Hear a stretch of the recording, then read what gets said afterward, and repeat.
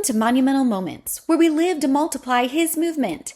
I'm Melissa Motschenbacher, and this is a place we passionately pursue and proclaim Jesus. Today's Monumental Moment is titled A Third Language. We grabbed an Uber to head from downtown Miami to the water to walk around the Miami Boat Show. It's fun to immerse yourself in a world that you want to learn more about. We have a fascination with the nautical world and maritime community. Maybe I get my love for the water from Jesus. After all, he spent much of his time near and on the water, specifically the Sea of Galilee.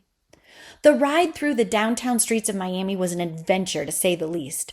Horns were honking everywhere as traffic jams were coming from every angle, lane, and direction.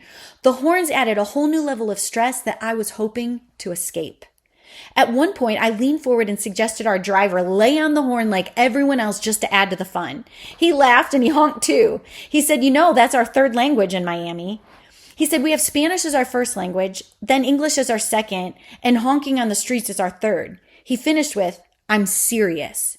That was news to me, but it was quickly evident it was literally the reality in Miami, Florida.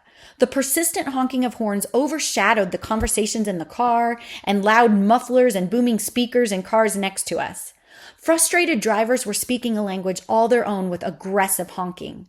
There were short, consistent bursts, long, continual, unrelenting slams, and gentle love tap reminders. It was an unforgettable experience. We finally made it to the water where the views and atmosphere drastically changed. The water instantly calmed our hearts and our minds. We took time to walk the docks and step aboard boats and luxury yachts, from monohull sailboats to power catamarans. We toured boats my piggy bank couldn't even afford a welcome map for. We learned all about the latest technologies hitting the salted and unsalted seas. Side note, we spoke in English, our first and only language. Though at the docks, we could still hear the third language loud and clear. There were still horns honking. As the sun was fading, large cruise ships signaled their departure with long horn blasts as they exited the port. The horns caught my attention again. One by one, we stopped to watch the floating cities loaded with thousands of people that looked like Lego minifigures waving at a distance, peeking out of their balconies and peppered throughout the top deck of the luxurious ship. The cruise ships, one by one, engaged their bow thrusters, turned on a dime in the harbor, and maneuvered their way out to sea. They floated out to sea, but it felt like the blow of the loud, deep cruise ship horn kept ringing in my ears as it disappeared into the distance. A third language, I thought to myself. Who knew? I began to wish that I knew another language. I admire and respect those who are bilingual, multilingual, and polyglots. I often wish that I would have studied another language in school in place of music and voice as my elective emphasis. As I thought more about it, I realized that though I'm not bilingual, there is another language in my head at times. It may not be honking horns or another physical language, but rather the language of self-doubt. Have you experienced it for yourself? Do you recognize the language? I wonder if it's second nature or a second language for some of us when it should not be. Are there times you've experienced doubt, low self-esteem, insecurity, or even self-deprecation? Do you immerse yourself in it or dwell in it? Do you linger in feelings like you may be less than, not good enough, not up for the task or assignment, incapable? Do you have trouble believing that God will help you and sustain you? Do you let Satan, the father of lies, plant seeds or doubt in your mind?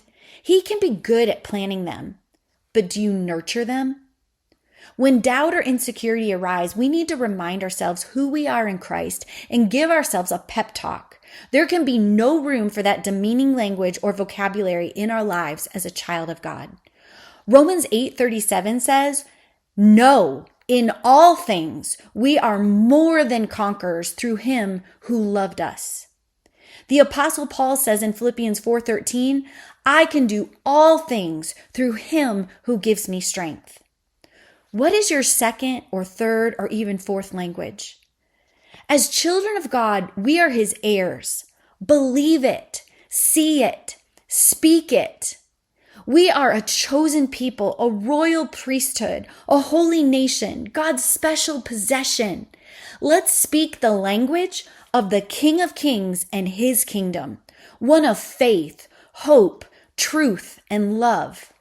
What lies are you believing that must be replaced with God's truth? Search the scriptures and know the truth. They will set you free. How can you make monumental moments and live to multiply His movement today?